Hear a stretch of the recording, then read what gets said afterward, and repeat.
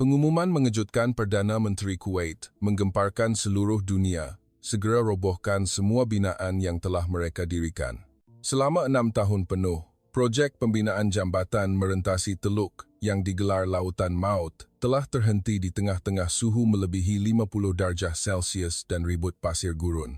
Di lokasi di mana syarikat pembinaan dari seluruh dunia telah menyerah kalah, hanya satu negara yang tampil ke hadapan, yaitu Malaysia, untuk menanam ribuan cerucuk ke dalam dasar laut yang mana mesin pun tidak tahan, demi menyiapkan jambatan sepanjang 36,4 km. Seluruh dunia meramalkan ia pasti gagal, diiringi dengan penghinaan dan ejekan.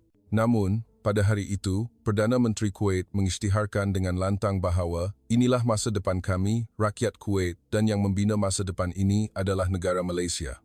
Kami tidak akan pernah melupakan jasa ini. Apa sebenarnya yang berlaku? Sebelum bermula, luangkan masa seketika untuk menekan butang ikut kami. Ia adalah sokongan yang sangat bermakna untuk kami menghasilkan video ini. Baiklah, mari kita mulakan sekarang. Nama saya David Hunter. Sebagai ahli Institut Jurutera Awam Diraja British, selama lebih 30 tahun saya telah mengkaji jambatan dan struktur marin di persekitaran yang paling ekstrem di seluruh dunia. Khususnya di rantau Timur Tengah. Saya bertanggungjawab ke atas 12 projek. Namun, pada tahun 2017, apabila saya menerima permintaan untuk menjadi perunding dari Kerajaan Kuwait, saya tidak pernah tahu bahawa ini akan menjadi pengalaman paling mengejutkan dalam hidup saya. Sebaik sahaja saya melihat lokasi itu buat kali pertama, saya terus faham. Ini bukan sekadar perairan biasa. Perairan ini, yang terletak di hujung utara Teluk Parsi, adalah salah satu persekitaran pembinaan terburuk di dunia. Suhu akan sentiasa melebihi 50 darjah Celsius untuk separuh hari. Kepekatan garam di dalam air laut adalah 2 kali ganda lebih tinggi daripada air laut biasa.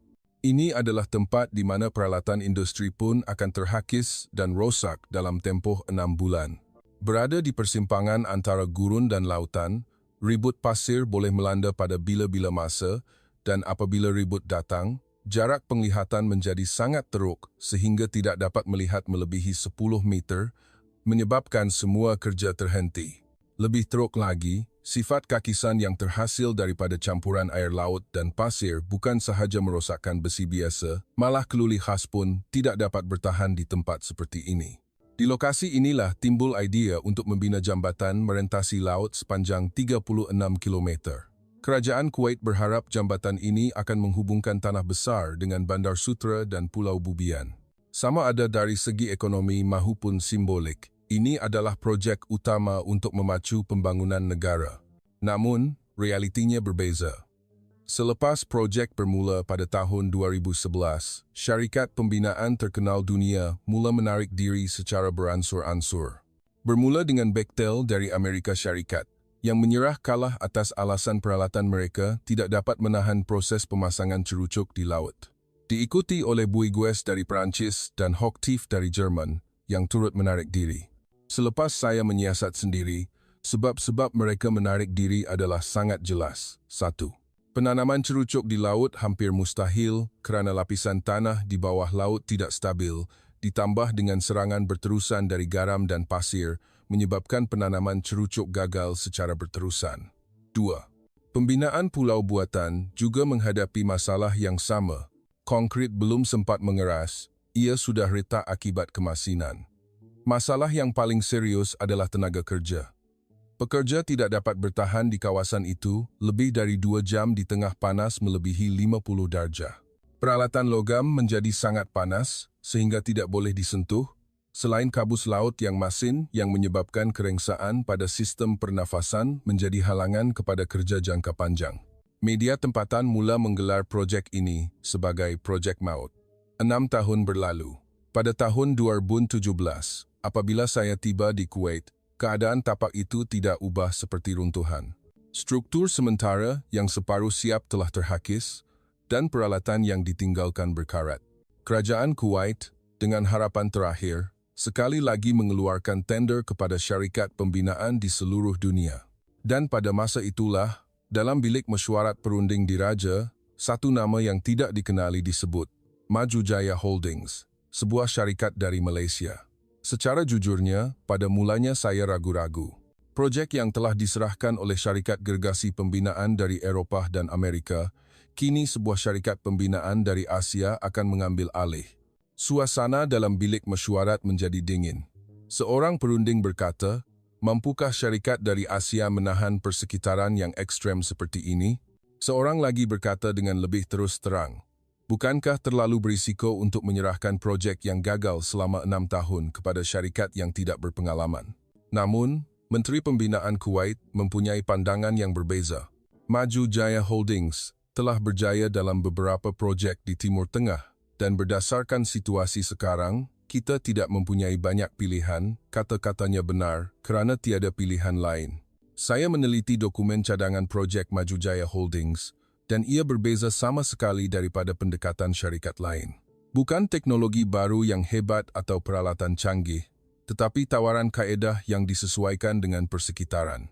Apa yang mengagumkan adalah analisis terperinci mereka terhadap keadaan tempatan.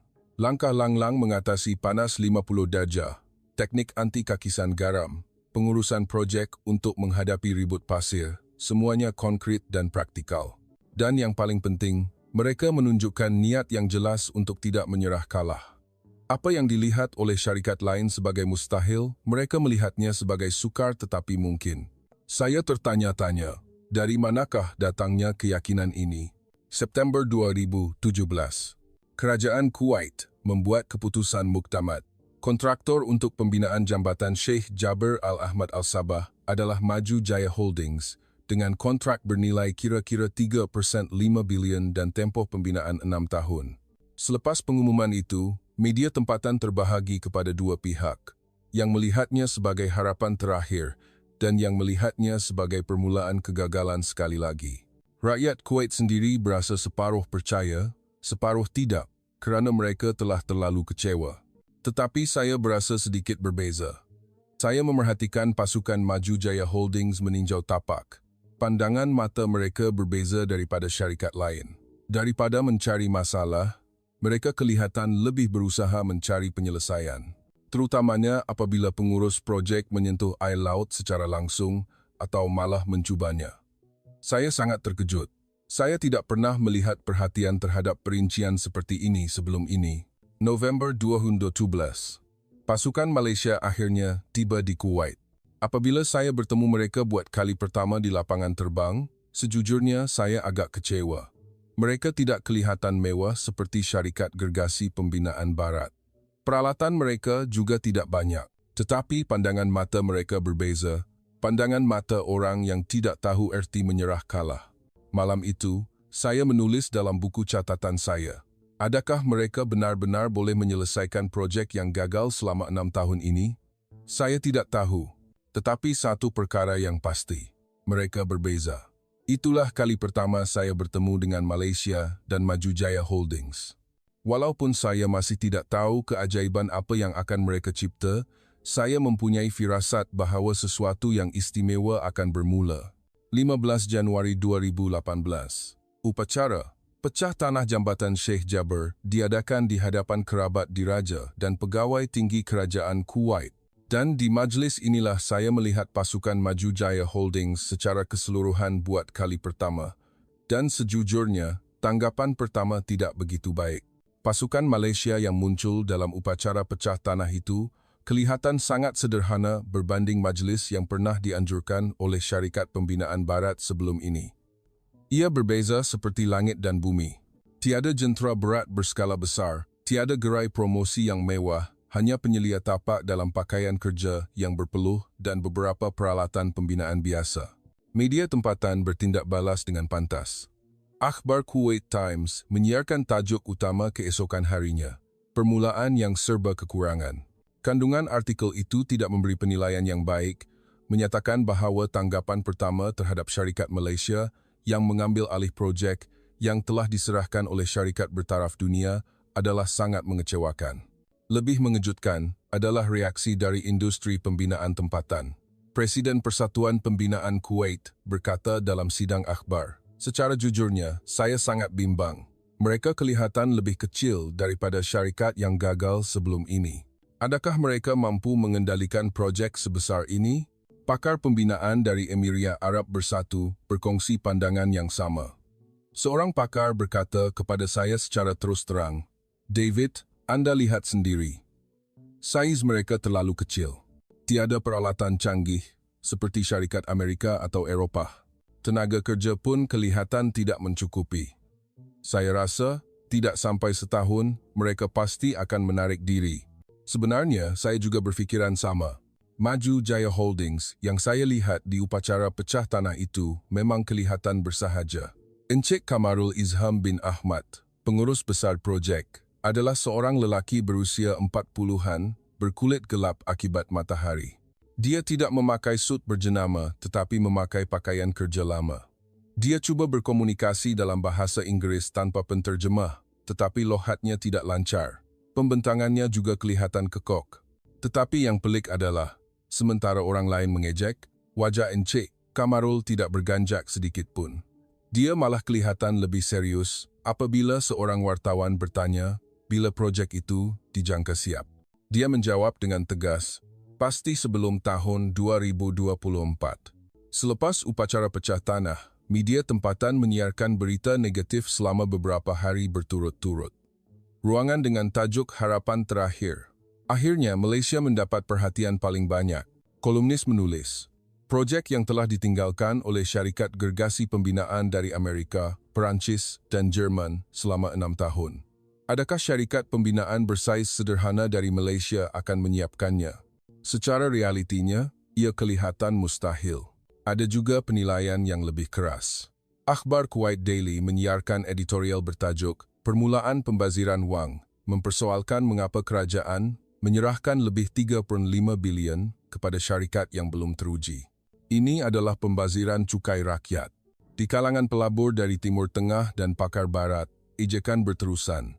Seorang pelabur Arab Saudi berkata kepada saya, "David, berdasarkan pengalaman saya, pasukan kecil seperti itu tidak mungkin berjaya. Mereka mungkin tidak tahu betapa teruknya persekitaran di rantau ini." Sememangnya, imej awal pasukan Maju Jaya Holdings berbeza dengan jelas daripada syarikat lain. Bechtel atau Bouygues membawa puluhan jentera model terkini dan ratusan pakar.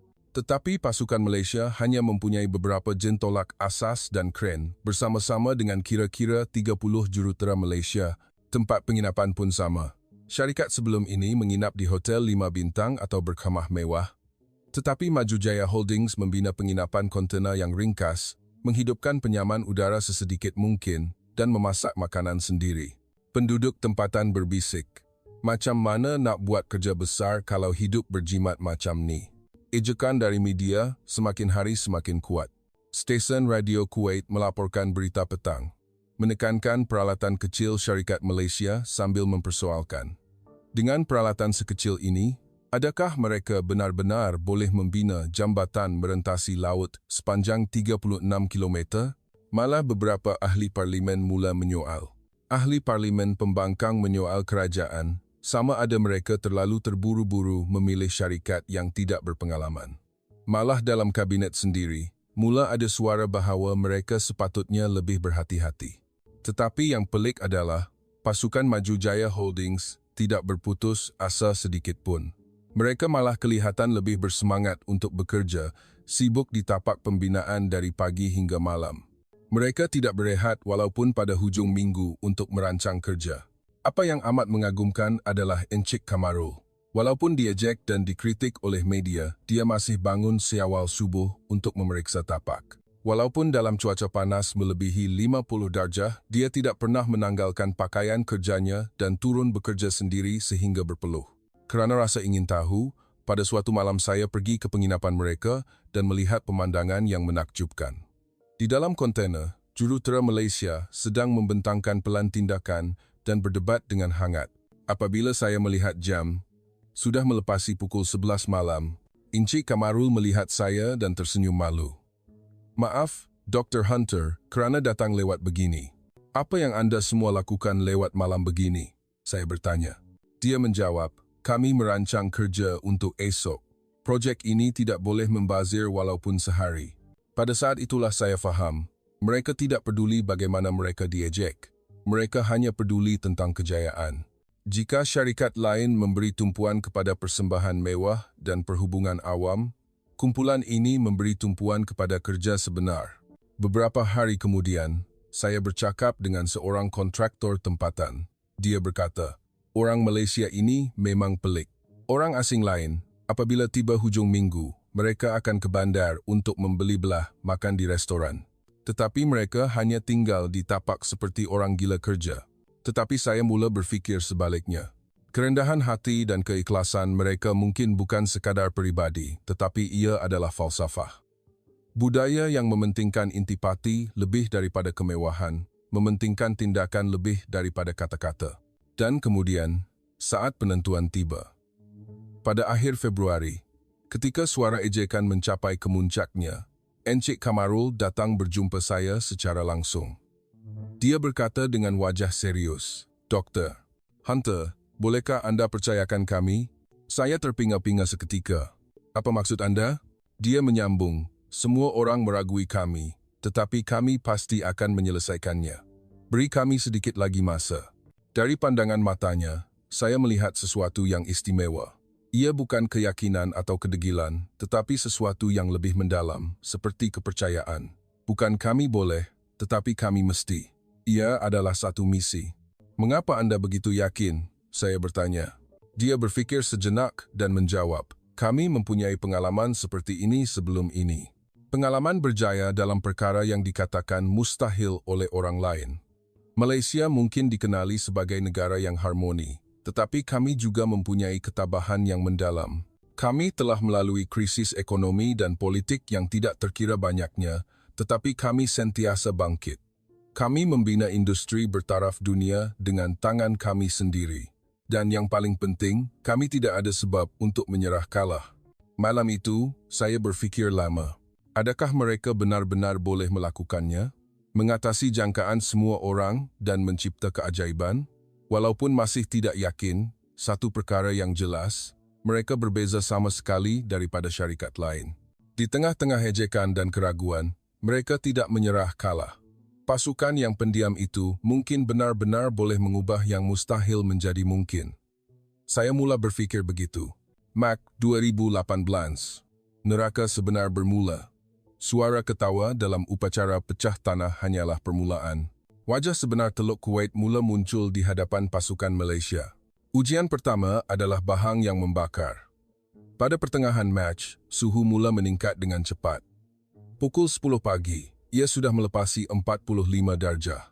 Dan pada tengah hari, ia jauh melebihi 50 darjah. Peralatan logam menjadi sangat panas sehingga tidak boleh disentuh. Tar yang diletakkan boleh mencairkan tapak kasut. Pekerja tempatan mula berhenti kerja lebih awal daripada yang lain, mengatakan mereka tidak tahan bekerja dalam cuaca seperti ini. Hampir setiap hari ada yang berhenti. Orang Kuwait sendiri mengelak daripada bekerja di luar dalam cuaca panas seperti ini, jadi bagaimana orang asing boleh bertahan? Tetapi pasukan Malaysia mempunyai reaksi yang berbeza. Encik Kamarul mengubah waktu bekerja, memutuskan untuk bekerja dari pukul 4 pagi hingga 10 pagi, dan satu lagi sesi dari pukul 6 petang hingga 10 malam. Jika kita tidak boleh mengelakkan panas, kita mesti belajar untuk hidup dengannya, katanya. Apabila tiba bulan April, ujian yang lebih besar datang, ribut pasir. Ribut pasir besar pertama melanda pada 15 April, kira-kira pukul 2 petang. Tiba-tiba, langit bertukar menjadi kuning keruh. Dalam masa kurang dari 10 menit, seluruh dunia diselubungi pasir. Semua peralatan di tapak pembinaan tertimbus di bawah pasir. Masalahnya ialah, dalam seminggu, 2 hingga 3 ribut pasir, kecil dan besar, akan melanda. Setiap kali ia berlaku, membersihkan kawasan dan membaiki peralatan mengambil masa 1 hingga 2 hari, menyebabkan jadual kerja sentiasa tertangguh. Lebih teruk lagi, kesan kakisan air laut yang bercampur dengan pasir adalah lebih teruk daripada yang dijangkakan. Besi biasa mula berkarat dalam masa kurang dari 2 minggu. Pelbagai peralatan perlu dibuka, dicuci, dan dipasang semula setiap minggu. Media tempatan tidak melepaskan peluang ini, menyiarkan tajuk utama bahawa syarikat pembinaan Malaysia hadapi masalah sejak bulan pertama selama beberapa hari berturut-turut. Akhbar Kuwait Times menyindir, ini belum lagi musim panas rasmi. Kalau sudah tiba bulan Jun, bagaimana pula? Apabila memasuki bulan Mei, keadaan semakin buruk. Suhu melebihi 55 darjah selama beberapa hari berturut-turut.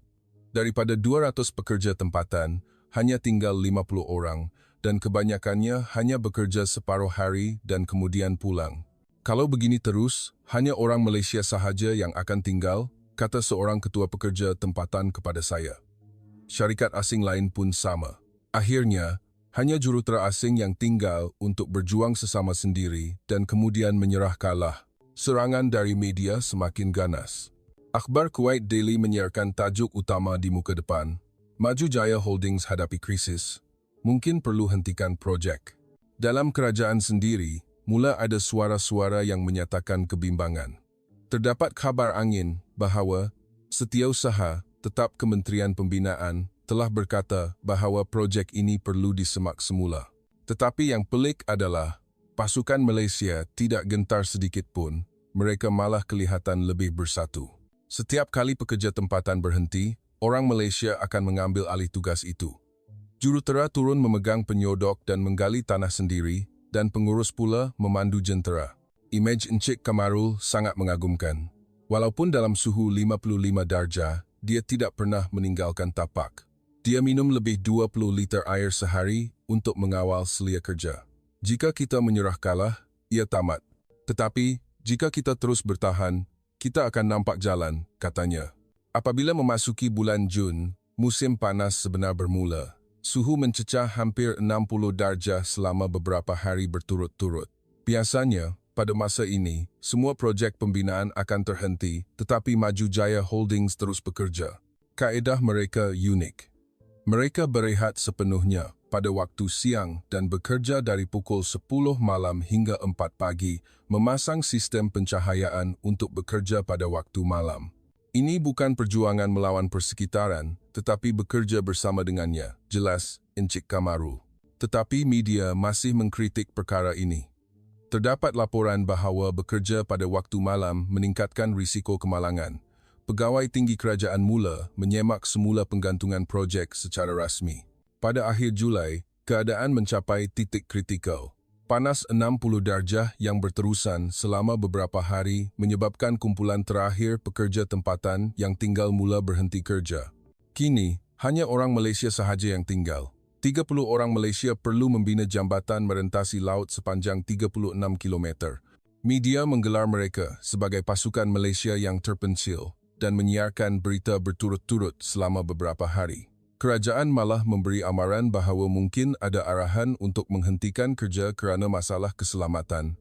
Malam itu, saya pergi ke penginapan pasukan Malaysia.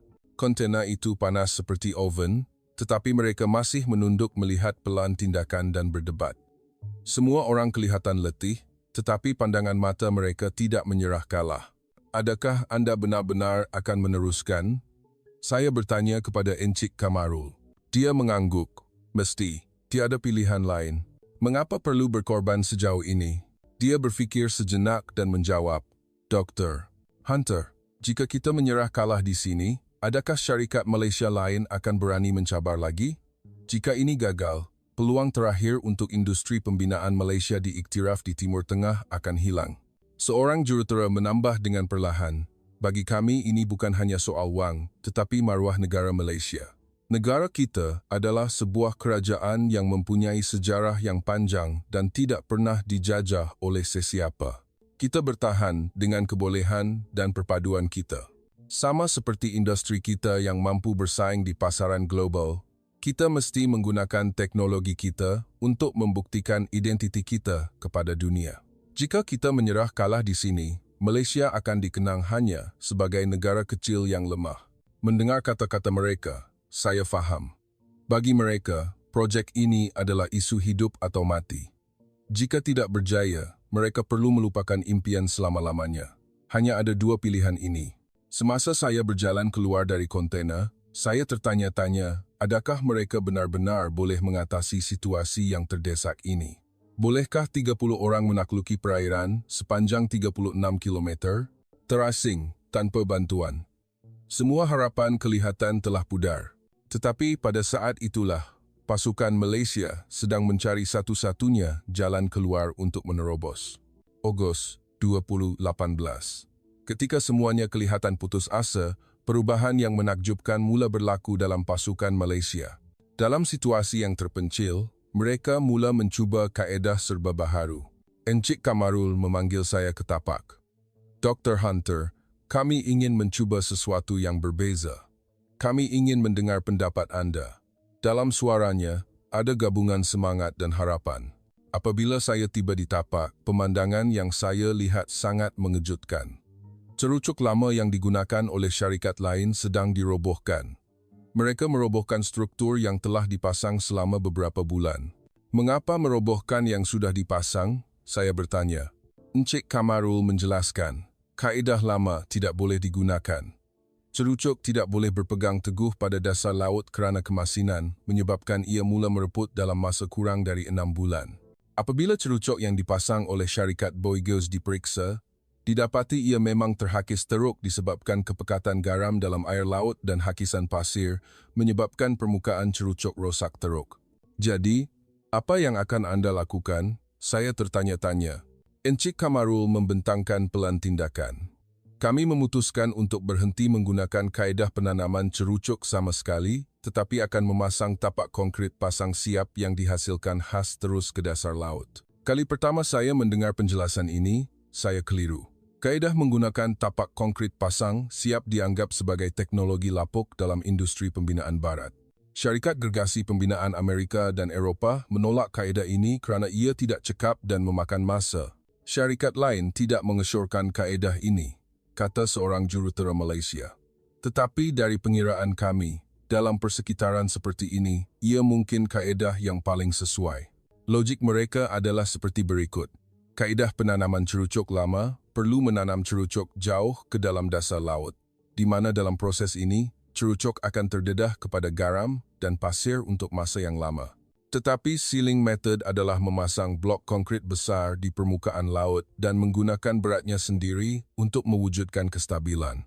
Masalahnya adalah konkrit, Encik Kamarul mengakui secara jujur. Konkrit biasa tidak dapat menahan kepekatan garam pada tahap ini. Kami perlu membangunkan konkrit khas. Dari sinilah, inovasi sebenar pasukan Malaysia bermula. Mereka mengadakan mesyuarat jarak jauh dengan Institut Penyelidikan Syarikat Induk di Malaysia selama 24 jam untuk membangunkan konkrit khas yang tahan masin. Walaupun Malaysia bukan negara kuasa besar, kami mempunyai taman sains dan institut penyelidikan bertaraf dunia. Industri otomotif dan elektronik kami boleh menghasilkan komponen yang kompleks dan mengekspornya ke seluruh dunia kerana kami mempunyai asas penyelidikan yang kuat. Mereka menjalankan penyelidikan dengan menambah bahan campuran khas ke dalam konkrit asal untuk mengelakkan penembusan garam dan meningkatkan kekuatan pada masa yang sama. Mereka menghasilkan blok konkrit percubaan pertama pada akhir Ogos, blok percubaan bersaiz 2 meter lebar dan panjang, dan merendamnya di dalam air laut, dan mula memeriksa keadaannya setiap hari. Media tempatan mengejek sekali lagi. Akhbar Kuwait Times menyiarkan tajuk utama bahawa pasukan Malaysia menjalankan eksperimen pelik, melaporkan bahawa sementara syarikat lain menggunakan teknologi terkini yang telah terbukti, Malaysia menggunakan kaedah lapuk dan mencuba berulang kali. Tetapi 2 minggu kemudian, apabila keputusan pertama keluar, semua orang terkejut. Konkrit biasa mula menunjukkan keretakan di permukaan, tetapi konkrit khas yang dibangunkan oleh pasukan Malaysia tidak menunjukkan sebarang perubahan. Bagaimana mungkin? Saya tidak dapat menahan rasa terkejut. Encik Kamarul menjelaskan, kami menyesuaikan nisbah bahan campuran khas untuk mengelakkan garam daripada meresap ke dalam konkrit sambil meningkatkan kekuatan permukaan sebanyak 30% lagi. Sebulan kemudian, hasilnya lebih menakjubkan. Keluli khas grade tinggi yang digunakan oleh syarikat lain mula terhakis teruk, tetapi konkrit pasukan Malaysia masih seperti baru. Malah, ia lebih kuat daripada sebelumnya. Menurut penjelasan mereka, bahan campuran khas telah bertindak balas secara kimia dengan garam dan sebaliknya menjadikan konkrit lebih keras dan padat. Ini adalah penemuan yang sama sekali baharu. Apabila memasuki bulan September, pasukan Malaysia mula memasang tapak konkrit pasang siap secara rasmi. Tapak pertama adalah blok konkrit besar, berdiameter 20 meter, setebal 3 meter. Ketepatan adalah kunci. Jika tersasar, walaupun 1 sentimeter, seluruh jambatan akan bergegar pada masa hadapan. Mereka menggunakan GPS dan peralatan sonar bawah laut untuk mengukur kedudukan yang tepat dan memasang tapak pertama sepanjang malam dengan ralat hanya 3 mm sahaja, tahap ketepatan yang 10 kali lebih tinggi daripada standar antarabangsa. Selepas pemasangan tapak pertama berjaya, suasana tempatan mula berubah sedikit demi sedikit.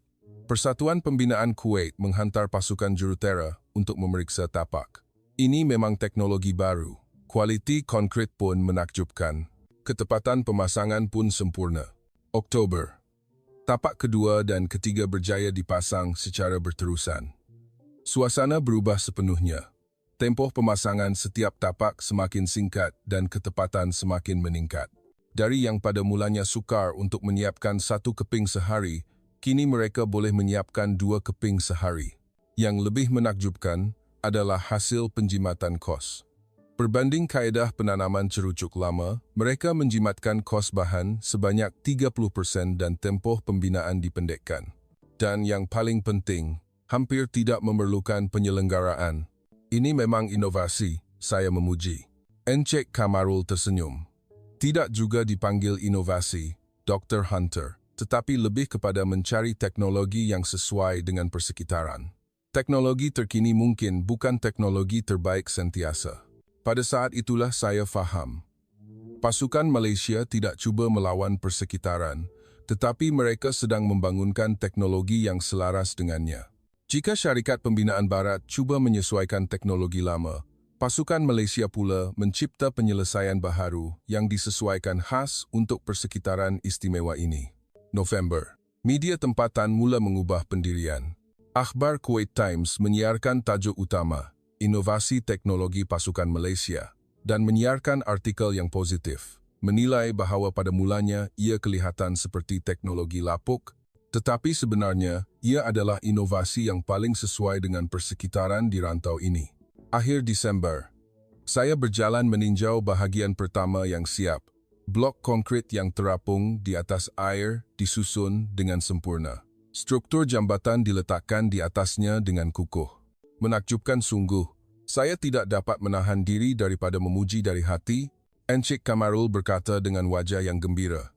Ini baru permulaan, Dr. Hunter. Masih jauh perjalanan yang perlu ditempuh. Tetapi saya yakin kami pasti boleh menyelesaikannya.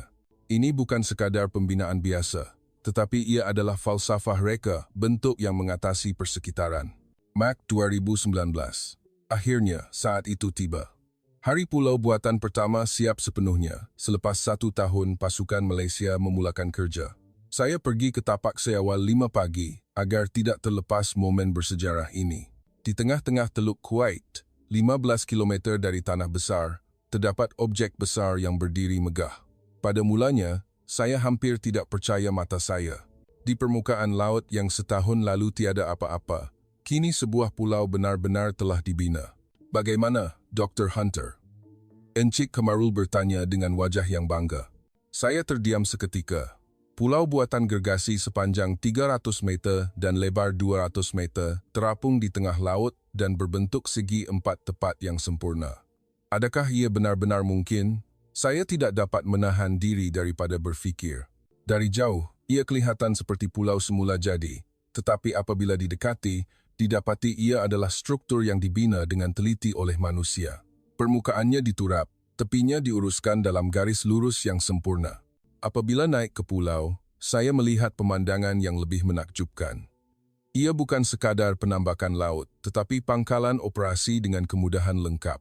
Di tengahnya terdapat kren besar dipasang, dan di satu sisi terdapat penginapan untuk pekerja. Ini bukan sekadar pulau biasa, jelas jurutera Malaysia. Ia direka untuk menjadi pusat keseluruhan projek.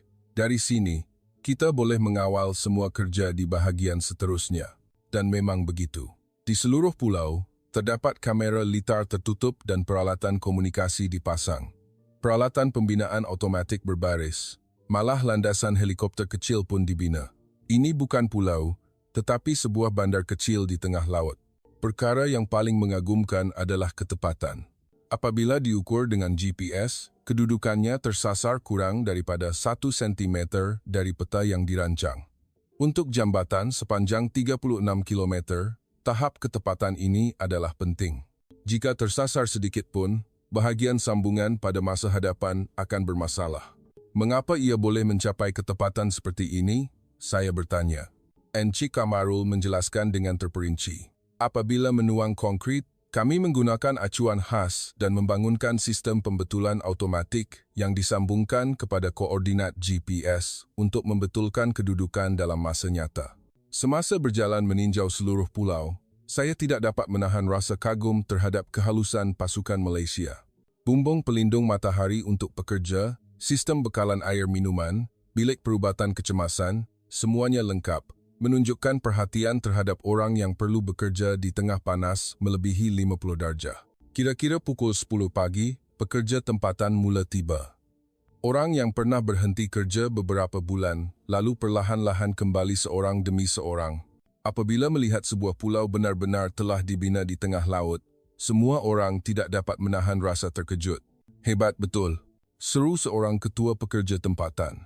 Ini kali pertama saya melihat perkara seperti ini. Orang Malaysia benar-benar boleh membina tanah di tengah laut.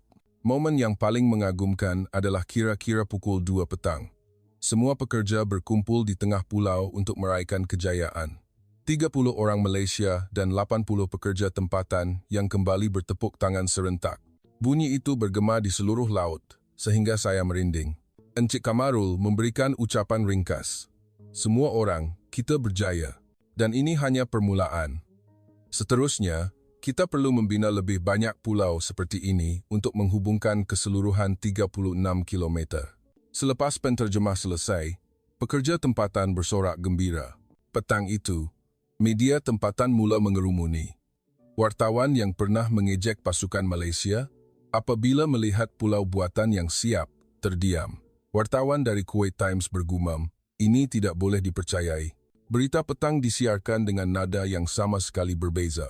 Stesen televisyen KTV menyiarkan tajuk utama, Permulaan Keajaiban, Pulau di Tengah Laut.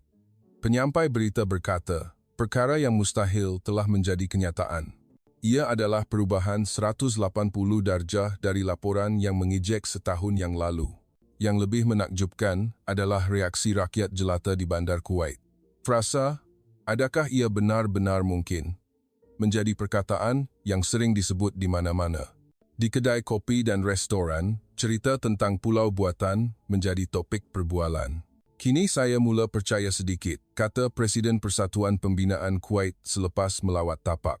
Pada mulanya, saya ragu-ragu, tetapi apabila melihat hasil kerja seperti ini, saya terpaksa mengakui bahawa pasukan Malaysia mempunyai sesuatu yang berbeza.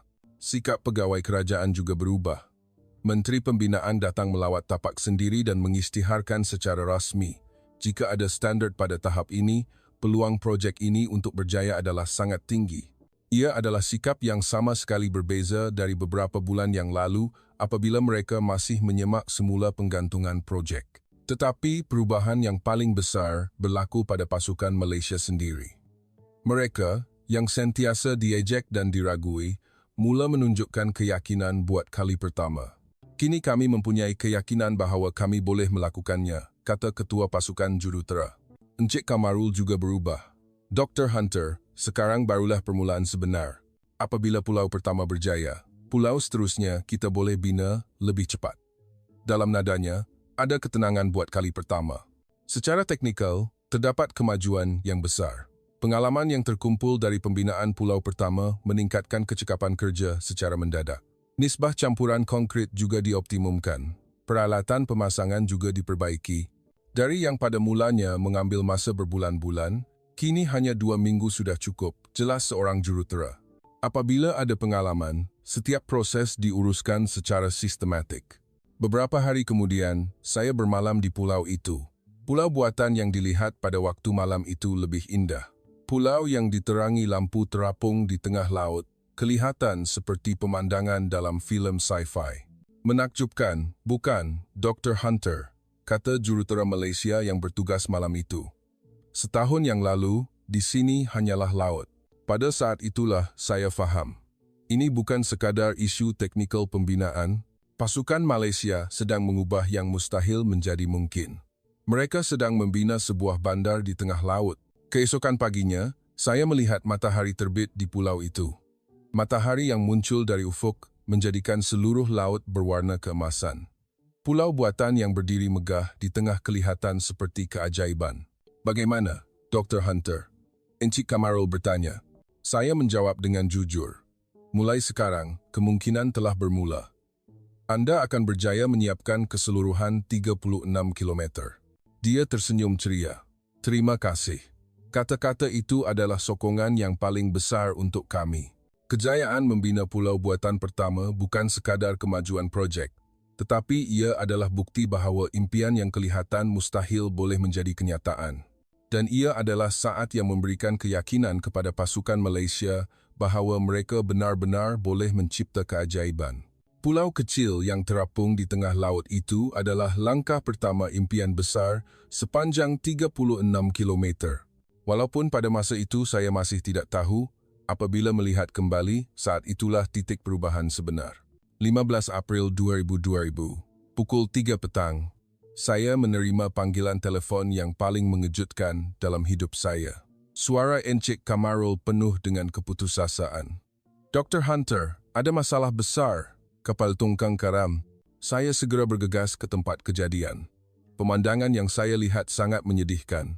Sebuah kapal tongkang besar terbalik terapung di tengah laut. Di sekelilingnya, peralatan dan bahan-bahan bertaburan. Peralatan penting yang telah disediakan selama berbulan-bulan tenggelam ke dasar laut. Apa yang berlaku? Saya bertanya dengan cemas. Ketua tapak di tempat kejadian menjelaskan dengan suara yang bergetar. Petang tadi, ketika memindahkan kren besar dan truk pam konkrit, tiba-tiba angin bertiup kencang, menyebabkan kapal hilang keseimbangan. Keadaan sangat serius.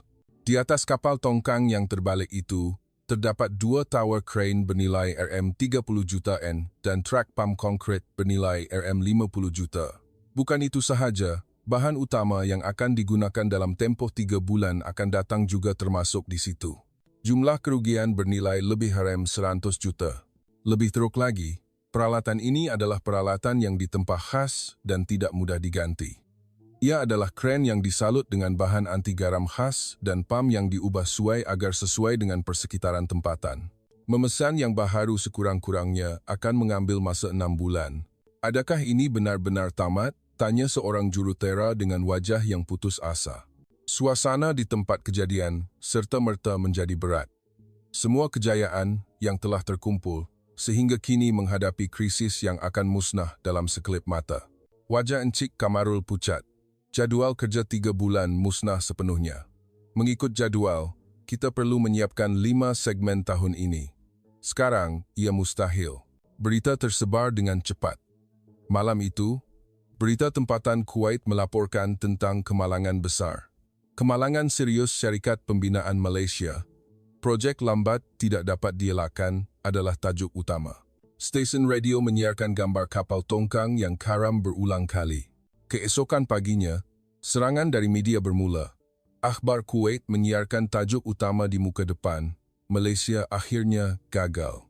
Kandungan artikel itu lebih ganas. Hasil kerja yang ditunjukkan dalam 2 tahun yang lalu musnah dalam sekelip mata. Akhirnya, mereka akan menghadapi nasib yang sama seperti syarikat asing lain.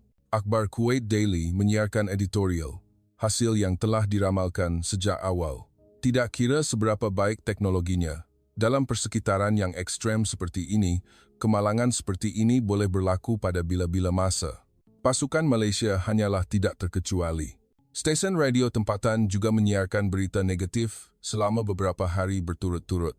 Stesen KTV membuat program khas meninjau tanda-tanda kegagalan, menggali semula kandungan yang pernah diejek 2 tahun lalu untuk dianalisis semula dan berkata, akhirnya, apa yang dibimbangkan telah berlaku.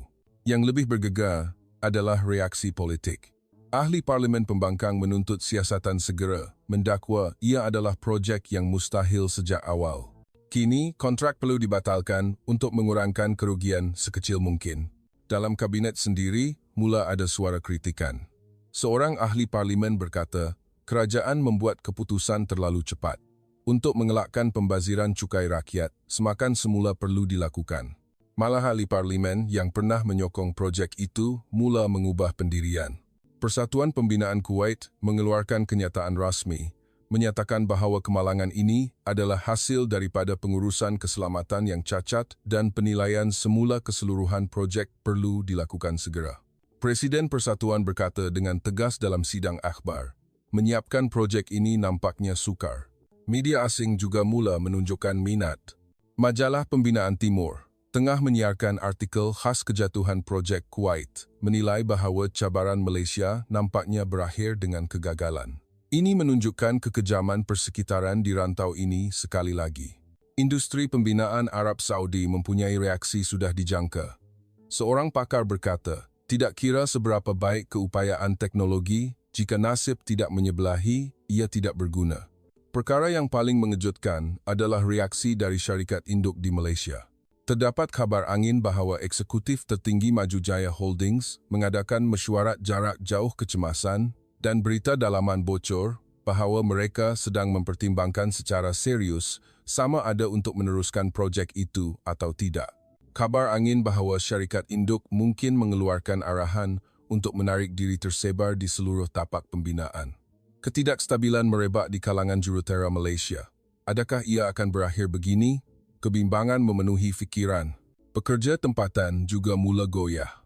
Orang yang kembali mula berhenti kerja seorang demi seorang kerana perasaan tidak selamat bahawa syarikat mungkin meninggalkan projek di tengah jalan seperti syarikat lain.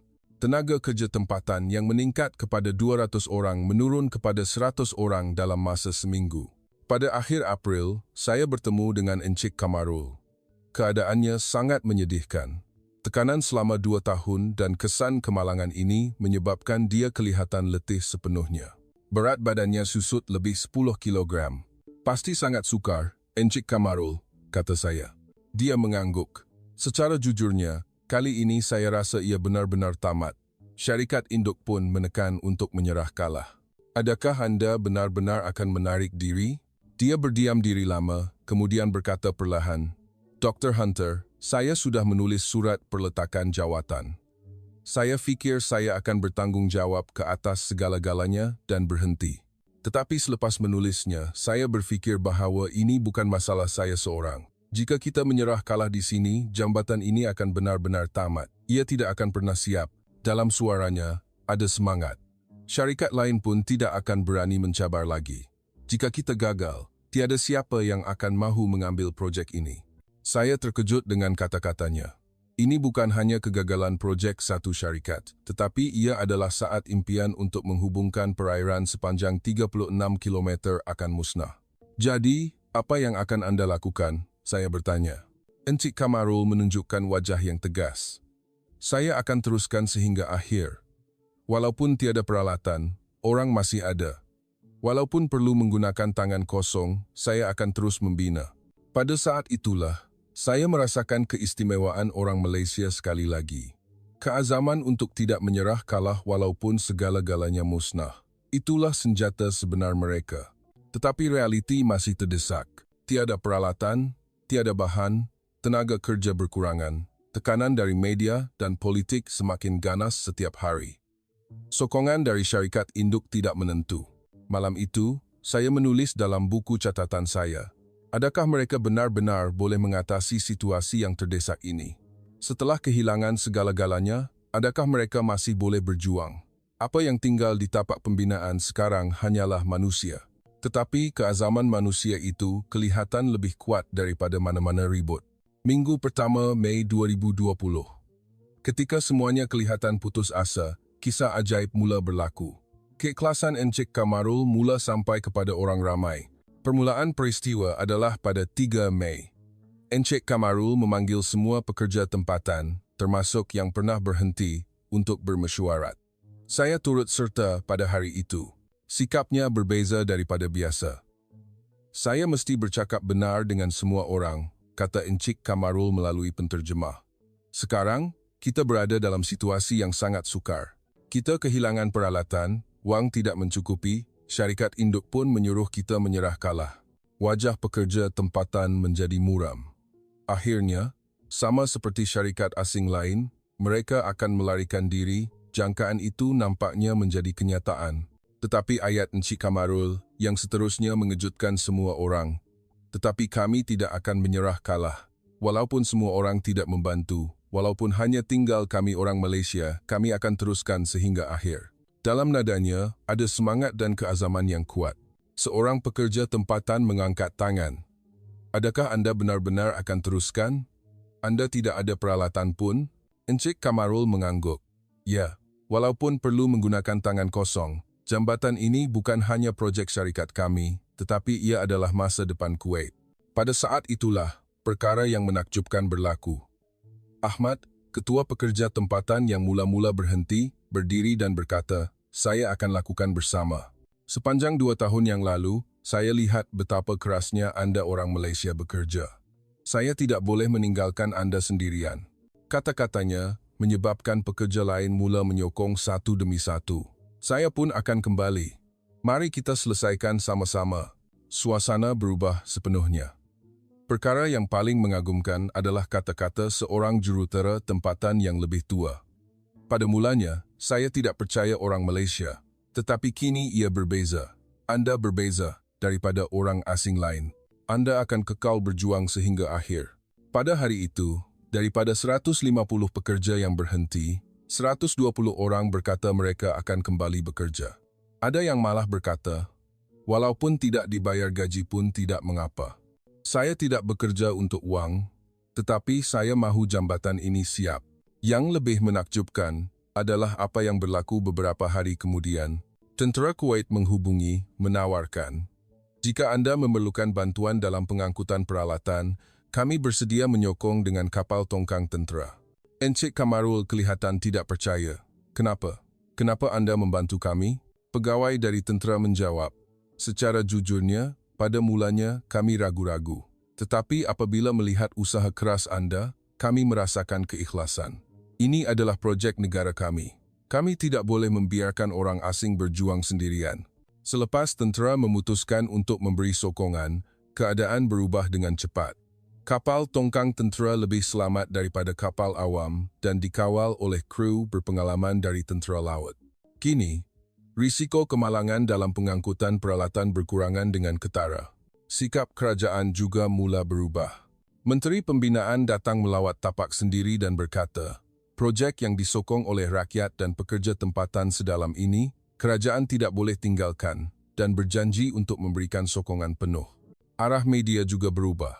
Akhbar Kuwait Times menyiarkan berita tentang kerjasama yang mengagumkan antara pasukan Malaysia dan pekerja tempatan. Walaupun beberapa hari sebelumnya mereka meramalkan kegagalan. Stesen radio tempatan mula membuat dokumentari khas orang yang tidak menyerah kalah. Menjejaki proses kerjasama pasukan Malaysia dan pekerja tempatan yang mendapat sambutan hangat dengan rating melebihi 30%. Perubahan terbesar adalah suasana di tapak pembinaan. Sebelum ini, terasa seperti orang Malaysia dan penduduk tempatan bekerja secara berasingan, tetapi kini mereka benar-benar telah menjadi satu pasukan. Walaupun bercakap bahasa yang berbeza, terasa seperti hati mereka berkomunikasi. Ahmad, ketua pekerja, berkata kepada saya, Dr. Hunter, sekarang projek ini bukan projek Malaysia lagi, tetapi projek kami semua. Dan memang begitu. Kerjasama sebenar yang melangkaui sempadan telah bermula. Pasukan Malaysia juga berubah. Sebelum ini, mereka cuba menyelesaikan semua masalah sendiri. Tetapi kini mereka mula menyelesaikan masalah bersama dengan penduduk tempatan. Encik Kamarul mengadakan mesyuarat dengan jurutera tempatan setiap pagi dan mendengar pendapat mereka secara serius. Apabila teknologi Malaysia digabungkan dengan pengalaman tempatan, hasil yang lebih baik benar-benar berlaku. Sebenarnya, idea yang dicadangkan oleh penduduk tempatan banyak membantu, terutamanya langkah-langkah mengatasi ribut pasir. Tanpa pengalaman tempatan, ia mustahil, kata seorang jurutera Malaysia. Akhir Mei, peralatan baharu mula tiba. Kali ini, ia diangkut dengan selamat menggunakan kapal tongkang tentera. Tetapi yang lebih penting, orang yang bekerja bersama telah kembali. Pemandangan pada hari pertama, pemasangan peralatan baharu sangat mengagumkan. 30 orang Malaysia dan 120 penduduk tempatan bergerak sebagai satu kesatuan seperti satu badan. Tidak perlu arahan, mereka tahu apa yang perlu dilakukan. Yang paling menakjubkan adalah kecekapan kerja yang 2 kali lebih cepat daripada sebelumnya. Teknologi Malaysia dan pengalaman tempatan bergabung menghasilkan hasil yang cemerlang. Sekarang barulah terasa seperti pasukan sebenar, kata Encik Kamarul dengan wajah yang gembira. Dan memang begitu. Melalui ujian seperti kemalangan itu, mereka sebaliknya menjadi pasukan yang lebih kuat. Awal Jun, pembinaan pulau buatan kedua bermula. Kali ini, ia berbeza sama sekali dari kali pertama. Semua orang tahu peranan mereka dengan tepat dan kerjasama berlaku secara semula jadi. Sebelum ini terasa seperti hanya teknologi Malaysia yang menolak kehadapan, kata seorang jurutera tempatan. Tetapi sekarang, ia adalah kami semua bersama-sama mencipta. Melihat pemandangan itu, saya menyedari bahawa kini perairan bukan lagi musuh. Pasukan Malaysia dan pasukan tempatan telah bergabung menjadi satu dan memperoleh kuasa sebenar untuk menakluki lautan. Pada suatu malam, diadakan jamuan kecil di tapak. Tiada sebab istimewa, hanya kerana gembira dapat bekerja bersama. Orang Malaysia membawa makanan Malaysia seperti nasi lemak, sate dan kuih muih. Manakala penduduk tempatan bermain muzik tradisional. Di majlis itu, Ahmad berkata, "Kini kita adalah keluarga. Jambatan ini akan menjadi jambatan yang kita bina bersama." Semua orang bertepuk tangan. Bunyi itu bergema di seluruh laut. Encik Kamarul berkata kepada saya dengan perlahan, "Dr. Hunter, sekarang baru saya faham. Teknologi sahaja tidak cukup. Hati manusia mesti bersama, barulah keajaiban sebenar berlaku." Saya mengangguk. Memang begitu. Ini bukan lagi projek Malaysia. Perairan bukan lagi musuh. Kini, ia akan menjadi jambatan rakyat yang dibina daripada kepercayaan dan peluh. Malam itu, saya yakin bahawa mereka benar-benar boleh menakluki perairan sepanjang 36 km kerana kini mereka mempunyai senjata yang lebih kuat daripada teknologi, iaitu hati yang bersatu. 10 Disember 2022. Momen yang paling mengagumkan dalam hidup saya tiba. Hari apabila diumumkan bahawa jambatan Sheikh Jaber Al-Ahmad Al-Sabah telah siap sepenuhnya. Pukul 5 pagi, saya berdiri di titik permulaan jambatan yang telah siap. Pemandangan di hadapan saya sukar dipercayai. Di permukaan laut yang 5 tahun lalu tiada apa-apa, kini sebuah bandar besar telah dibina. Sepanjang 36-14 km, sebuah dunia sempurna merentasi air. Jambatan yang membentang ke ufuk membuatkan saya merinding. Ribuan tiang berdiri teguh di tengah laut dengan sempurna. 6 lorong jalan raya membentang lurus. Di atasnya, terdapat pulau buatan yang dihiasi seperti permata. Stesen rehat dan balai polis juga tersedia.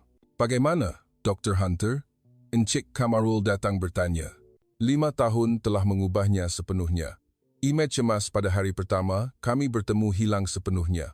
Kini, dia adalah seorang pembina kanan yang penuh keyakinan. Sangat menakjubkan, saya memuji dari hati. Adakah ia benar-benar mungkin? Jambatan yang telah siap ini bukan sekadar jambatan biasa, tetapi ia adalah sebuah bandar sempurna yang dibina di atas laut. Di pulau buatan yang dipasang di titik-titik penting, terdapat stesen minyak, kedai serbaneka, restoran, malah pusat perubatan kecemasan dan pangkalan unit penyelamat marin. Pukul 9 pagi, upacara perasmian bermula. Kerabat diraja dan pegawai tinggi kerajaan, termasuk duta dari pelbagai negara, menghadiri majlis itu. Suasana sangat berbeza dari upacara pecah tanah yang serba kekurangan 5 tahun lalu. Kini, ia adalah momen bersejarah yang diperhatikan oleh seluruh dunia.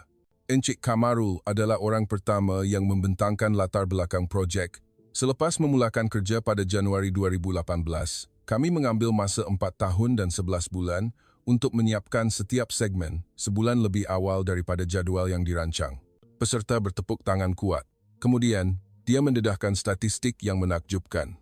Jumlah konkrit yang digunakan adalah 2 juta tan.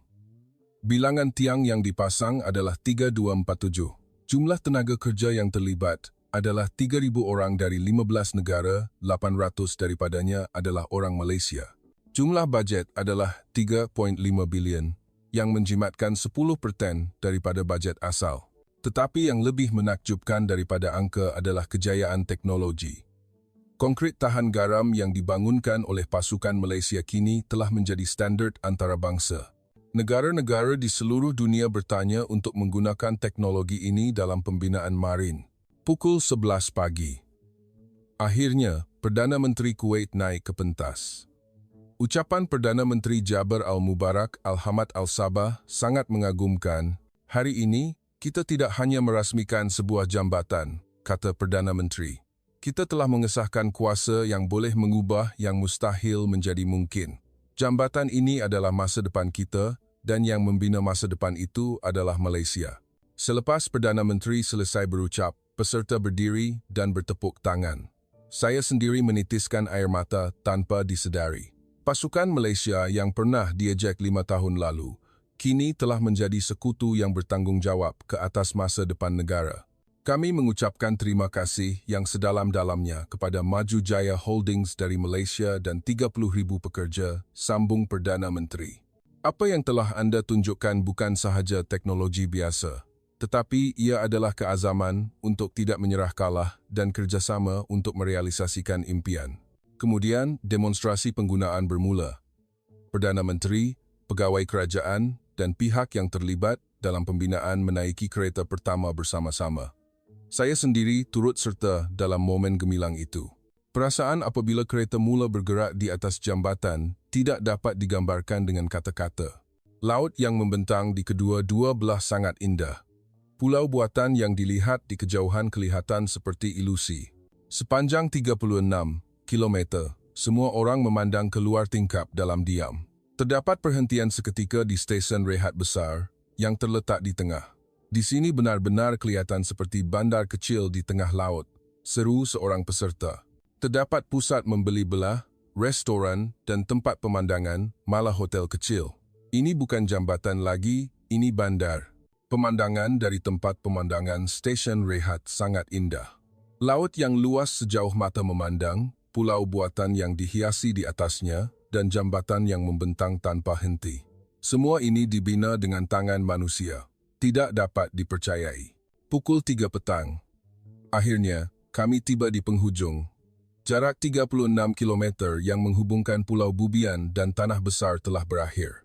Jarak yang dahulunya memerlukan 2 jam dengan bot, kini hanya mengambil masa 40 minit memandu. Pada waktu malam, diadakan jamuan besar. Duta dari pelbagai negara dan tokoh dari industri pembinaan hadir untuk meraihkan kejayaan pasukan Malaysia. Perkara yang paling mengagumkan adalah pekerja tempatan turut serta. Hasil kerjasama yang sebenar. Reaksi ramai orang yang saya temui di jamuan itu sangat menakjubkan. Duta Jerman berkata, projek yang syarikat Jerman menyerah kalah. Malaysia benar-benar berjaya. Sangat menakjubkan. Wakil dari syarikat pembinaan Perancis mengakui, kami terpaksa mengakui teknologi Malaysia. Yang lebih menakjubkan adalah tawaran projek baharu. Arab Saudi mahu membina jambatan merentasi Laut Merah. UAE mahu membina pulau buatan. Teknologi Malaysia kini tersebar di seluruh Timur Tengah. Kini, di pasaran pembinaan Timur Tengah, Malaysia berdiri di tempat yang sama sekali berbeza, kata seorang yang terlibat dalam industri pembinaan tempatan. Dahulu, kami dilihat sebagai pengikut syarikat barat, tetapi kini kami diiktiraf dengan teknologi unik kami sendiri. Selepas jamuan, saya dan Encik Kamarul pergi ke jambatan sekali lagi. Jambatan yang dilihat pada waktu malam itu kelihatan lebih seperti mimpi. Jambatan sepanjang 36 km yang dihiasi dengan lampu LED bersinar di tengah laut, kelihatan seperti bima sakti yang jatuh ke atas air. Adakah anda pernah membayangkan akan ada hari ini 5 tahun yang lalu? Saya bertanya. Encik Kamarul tersenyum dan menjawab, secara jujurnya, separuh percaya, separuh tidak. Tetapi saya belajar bahawa jika tidak menyerah kalah, keajaiban akan berlaku. Bilakah? Saat yang paling sukar. Ketika kapal tongkang karam. Pada masa itu, saya fikir ia benar-benar tamat.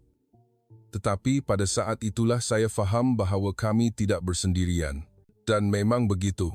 Jambatan ini tidak dibina oleh Malaysia sendirian, tetapi ia adalah gabungan teknologi Malaysia, pengalaman tempatan, dan keazaman untuk tidak menyerah kalah. Keesokan paginya, jambatan itu dibuka kepada orang ramai. Apabila melihat kereta pertama rakyat memandu melintas, saya berasa sangat terharu. Kini, jambatan ini akan menjadi sebahagian daripada kehidupan harian rakyat Kuwait. Suasana di bandar Kuwait dipenuhi dengan perayaan. Keyakinan bahawa kita pun boleh melakukannya tersebar ke seluruh negara.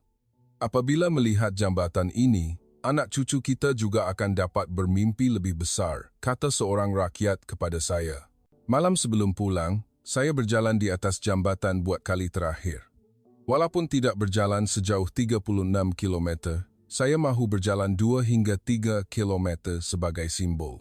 Berjalan di atas laut adalah pengalaman yang sangat menakjubkan. Pada saat itulah saya faham, jambatan ini bukan sekadar jambatan biasa, tetapi ia adalah jambatan yang menghubungkan harapan negara. Ia adalah simbol yang menunjukkan keazaman manusia yang boleh mengubah yang mustahil menjadi mungkin. Dan yang paling penting, ini adalah hasil kerja yang menunjukkan makna sebenar pembinaan ala Malaysia, bukan teknologi mewah atau modal besar, tetapi bukti bahawa hati yang tidak menyerah kalah dan kerjasama yang mencipta bersama adalah kuasa sebenar. Jambatan Sheikh Jaber. Nama itu mengandungi cabaran dan kejayaan sepanjang 5 tahun dan keajaiban yang mengubah yang mustahil menjadi mungkin. Ini bukan jambatan, tetapi ini adalah Malaysia. Kisah yang bermula dari perairan yang panas, seperti neraka 50 darjah Celsius ini, akhirnya sampai ke kesimpulan yang mengagumkan. Projek yang seluruh dunia menyerah kalah, Malaysia berjaya menyelesaikannya. Jambatan besar, sepanjang 36 km, kini telah menjadi simbol baharu Kuwait. Kami bermula dengan teknologi, tetapi berjaya dengan manusia. Jambatan yang membelah laut dan gurun ini bukan sekadar struktur biasa, tetapi ia adalah kristal kepercayaan, semangat, dan semangat yang tidak menyerah kalah. Maju Jaya Holdings, atas nama Malaysia, telah membina masa depan di tengah-tengah dunia. Seperti yang disaksikan oleh David Hunter, ini bukan jambatan, tetapi ini adalah semangat rakyat Malaysia yang mengubah yang mustahil menjadi mungkin. Ia adalah kuasa Malaysia yang mengagumkan dunia. Malaysia, negara yang mungkin dikenali sebagai negara yang harmoni, tetapi di dalamnya terdapat kekuatan seperti keluli melalui industri yang maju dan kini dalam bidang pembinaan telah menggegarkan dunia. Di tengah-tengah cabaran yang tidak terkira banyaknya, Malaysia telah menggunakan teknologi untuk membuktikan identiti dirinya. Hari ini, masih terdapat ramai orang yang melintasi jambatan itu bersama-sama dengan harapan baharu. Dan ingatlah, di permulaan harapan itu sentiasa ada Malaysia. Kisah hari ini setakat ini. Mengikuti dan menekan butang suka adalah sokongan yang sangat besar untuk menghasilkan video. Terima kasih kepada semua yang menonton sehingga tamat. Semoga anda semua bahagia setiap hari. Terima kasih.